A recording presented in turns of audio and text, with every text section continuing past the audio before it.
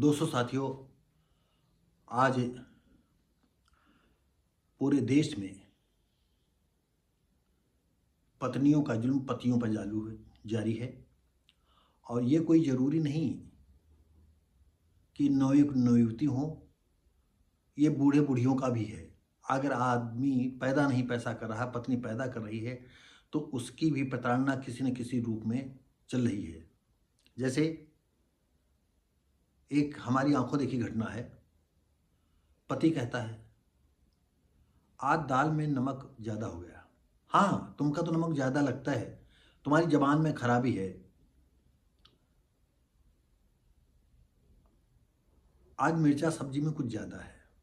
हाँ, तुम्हारी जबान में तो मिर्चा ज़्यादा लगता ही है, तुम्हारी जबान में खराबी है।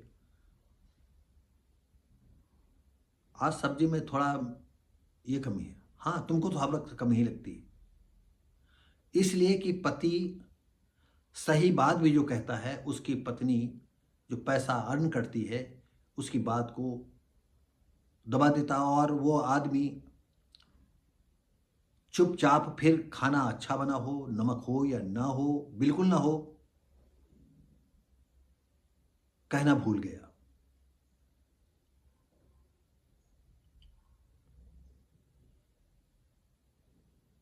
आज अचानक उसकी खिचड़ी खाने की इच्छा हुई। ये खिचड़ी बना दोगी? क्योंकि आदेश तो पहले भी नहीं देता था। अरे आज नहीं, कल बना देंगे। और फिर कल आया नहीं। ये आज जो है अ, हम चाहते हैं कि पालक की पकौड़ी बन जाए।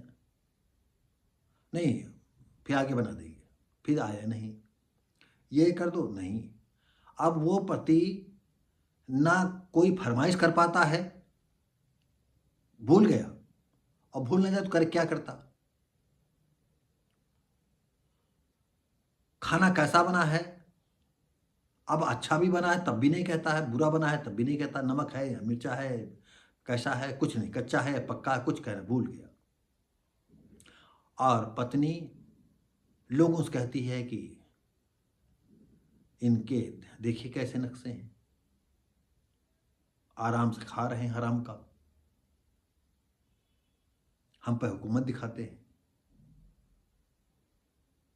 अगर हम ये जो घटना लेकर के आए हैं, अगर ऐसे ही जो है वो मानसिक बीमार होता तो शायद वो भी मरने के करीब हो जाते। हम नए और पुराने लोगों की इस तरह की, तो हम आज जिस घटना, ये कानपुर का मैटर है और ये महाराष्ट्र में नौकरी कर रहे थे और इनकी उम्र थी 41 साल की। इनका नाम था निशांत त्रिपाठी।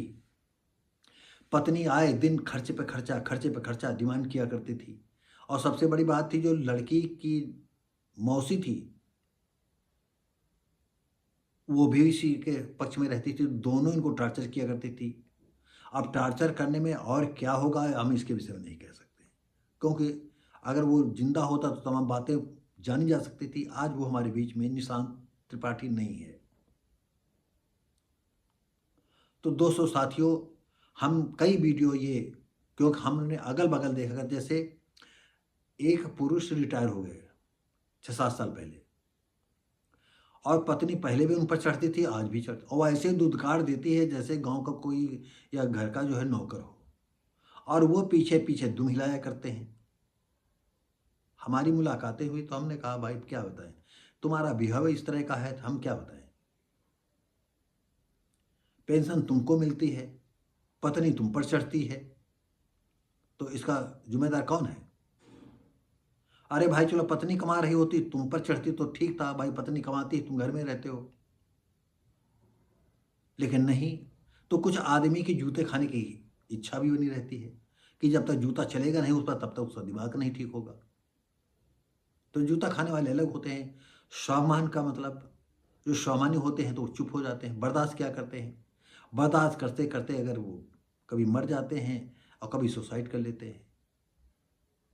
तो आज की घटना, हम उन लड़कों से कहना चाहते हैं कि कहीं आपकी पत्नी भी तो आपके साथ इस तरह की टॉर्चर व्यवस्था तो नहीं रखती है। आप समझौता करते जा रहे हो, तो उस पत्नी को छोड़ दो, जैसे बने वैसे, नहीं आपको झेलना ही पड़ेगा। तो देश में जुल्म, पत्नियों के जुल्मों की एक और पति चढ़ा भेंट। और पति लिखता है, मेरी मौत की जिम्मेदार पत्नी व उसकी मौसी प्रार्थना मिश्रा हैं। उसने सुसाइड नोट में लिखा, जब उसने आत्महत्या की तो ये सुसाइड नोट में लिख गया।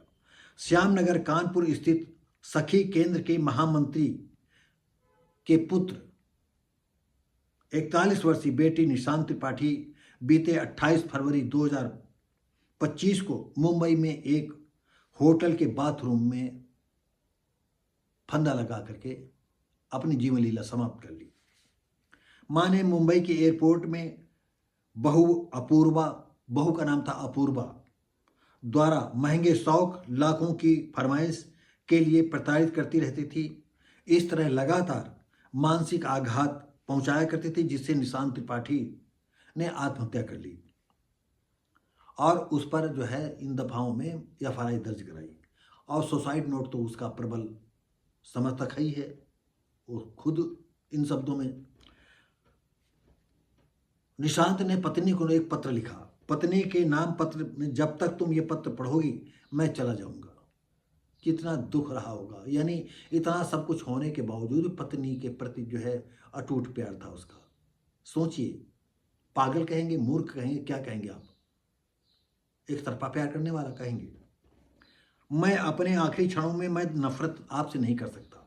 कहा कि मैं तो जा रहा हूं, लेकिन आखिरी क्षणों में भी मैं आपसे नफरत नहीं कर सकता हूं, लेकिन नहीं करूंगा।